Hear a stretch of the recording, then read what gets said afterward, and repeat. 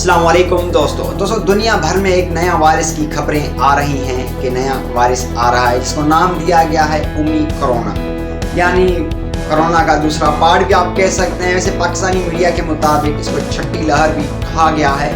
वैसे ये ज़ाहिर हो रहा है कनाडा में 2 केसेस ये ज़ाहिर हुए हैं।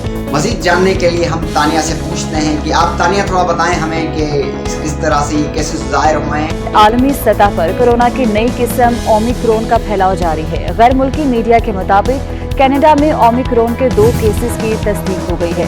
कैनेडियन हुकाम का कहना है कि दोनों मुतासरीन नाइजीरिया से कनाडा के सूबे पहुंचे थे। दूसरी जानिब फ्रांस में भी ओमिक्रॉन के 8 मुमकिन केसेस मिल गए हैं। फ्रांसीसी हुकाम का कहना है कि हालिया 2 हफ्ते में जनूबी अफ्रीकी ममालिक से वापस आने वाले जिन अफराद में कोरोना वायरस की तशख़ीस हुई वो ओमिक्रॉन के केसेस हो सकते हैं।